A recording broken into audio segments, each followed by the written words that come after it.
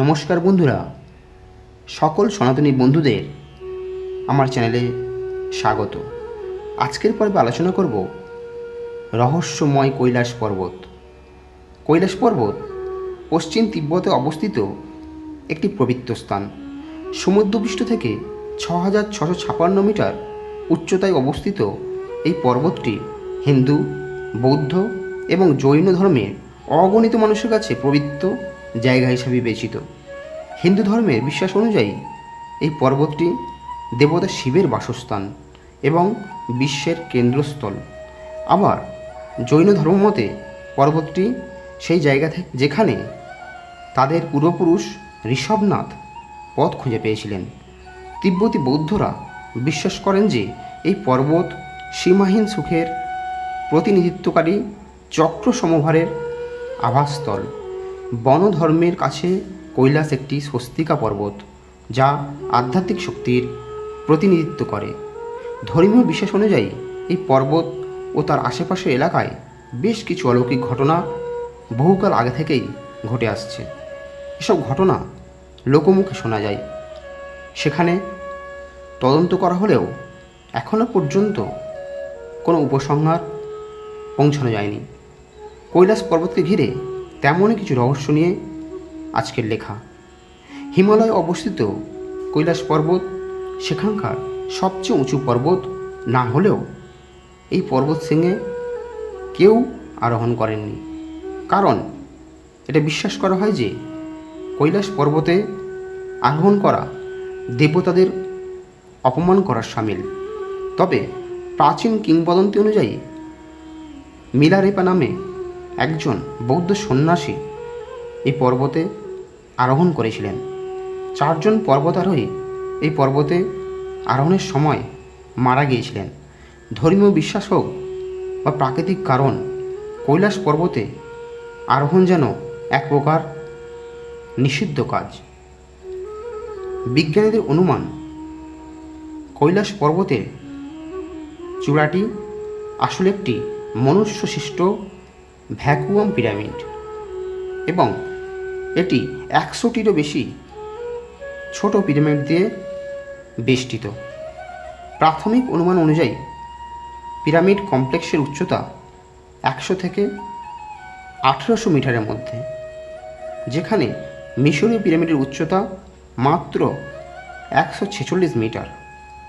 এই অনুমান যদি সত্য হয় তবে এটি আজকের যে কোনো পরিচিত পিরামিডের চেয়ে বড় হবে। ধর্মীয় বিশ্বাসের দিক থেকে একে পৃথিবীর কেন্দ্র হিসাবে ধরা হয়, তবে ভৌগোলিক অবস্থানের দিক থেকে এর বিশেষত্ব রয়েছে।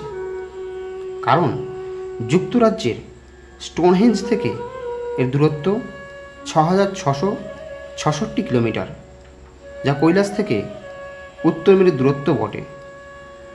আবার কৈলাস থেকে দক্ষিণ মেরুর দূরত্ব 13,332 কিলোমিটার, যা উত্তর মেরু বা স্টোনহেঞ্জের দূরত্বের ঠিক দ্বিগুণ।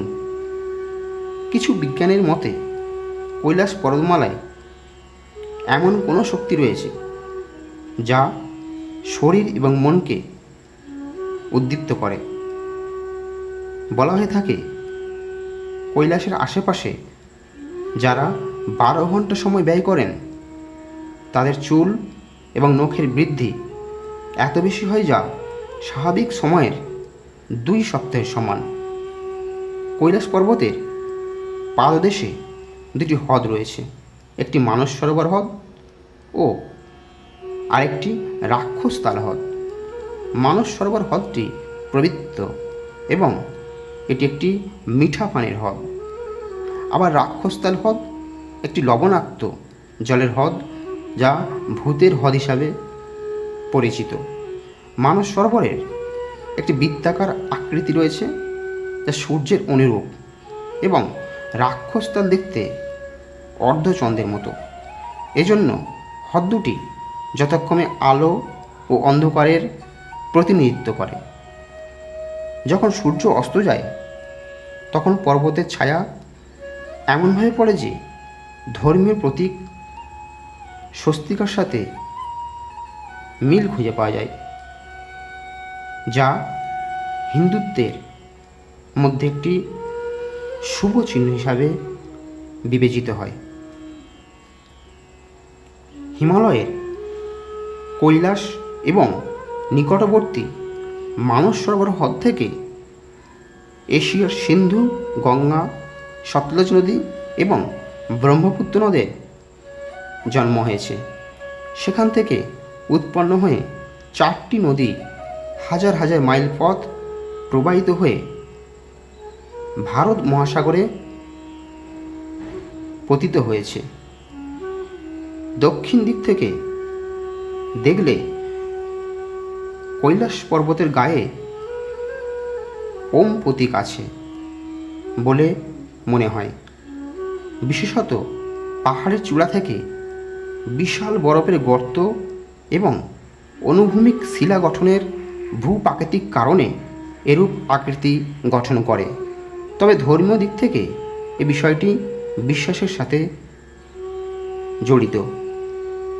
হিন্দুদের পবিত্র ধর্মগ্রন্থ বেদে যেমন উল্লেখ করা হয়েছে, কৈলাস পর্বত স্বর্গ ও পৃথিবীর মধ্যে একটি সিঁড়ি।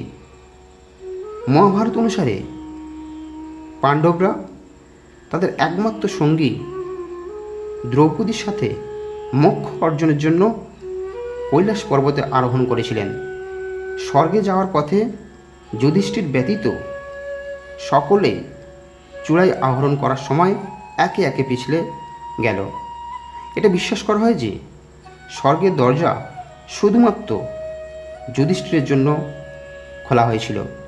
পিরামিড আকৃতির কৈলাস পর্বতের 4টি ঢাল কম্পাসের 4টি দিকে মুখ করে রয়েছে, যা একে পরিপূর্ণতার প্রতীক করে তোলে। শিষ্যরা দৃঢ়ভাবে বিশ্বাস করে যে এটি স্বর্গের প্রবেশদ্বার। কৈলাস পর্বত গ্রানাইট দিয়ে গঠিত। এই পর্বতের 4টি মুখ 4টি দিক, যেমন উত্তর, দক্ষিণ, পূর্ব এবং পশ্চিম দিকে মুখ করে আছে। ধর্মীয় বিশ্বাস মতে এই পর্বত তার 4টি দিক থেকে বিভিন্ন শক্তি নির্গত করে। প্রাচীন হিন্দু ধর্মগ্রন্থ বিষ্ণু পুরাণে স্পষ্টভাবে বর্ণনা করা হয়েছে যে কৈলাস পর্বতের পশ্চিম মুখ চুনি বা পদ্মরাগমণি দিয়ে, দক্ষিণ মুখ নীলকান্তমণি দিয়ে, উত্তর মুখ স্বর্ণ দিয়ে এবং পূর্ব মুখ ক্রিস্টাল বা স্ফটিকের মতো মূল্যবান পাথর দিয়ে গঠিত। এটি কৈলাস পর্বতের রহস্য নিয়ে আরও একটি আলোচিত বিষয়। কেউ কেউ দাবি করেছেন যে তারা রাতে কৈলাস পর্বতের কাছ থেকে অদ্ভুত ফিসফিস শুনতে পান। প্রকৃতপক্ষে এই কৈলাস পর্বত রহস্য ডক্টর আর্নস্ট মুল্ডাশিপের লেখা একটি বইও নথিভুক্ত করা হয়েছে। কৈলাস পর্বতের নিঃশব্দ প্রাসাদ থেকে আসা অদ্ভুত ফিসফিসের বিষয়ে তিনি ব্যাখ্যা করেছেন। অন্য এক রাতে ডক্টর মুল্ডাশিপ এবং তার দলের সদস্যরা পাথর পড়ার একটি বিভীষিকাময় শব্দ শুনতে পান, যা কৈলাস পর্বতের ভিতর থেকে আসার মতো মনে হয়েছিল। তার মতে এটা খুবই সম্ভব যে এখনও কিছু জীবিত প্রাণী কৈলাস পর্বতের পিরামিডের ভেতরে বাস করে। এটি কৈলাস পর্বতের সেই রহস্যগুলোর একটি, যা দীর্ঘদিন ধরে বিতর্ক চলছে। তিব্বতী গুরুদেব মতে কৈলাস পর্বতের আশেপাশের অঞ্চলে অতি প্রাকৃত শক্তি রয়েছে, যা বর্ণনা করা যায় না। প্রকৃতপক্ষে তিব্বতীরাও বিশ্বাস করে যে রহস্যময় শহর শাম্ভালাও কৈলাস পর্বতের আশেপাশের অঞ্চলে অবস্থিত।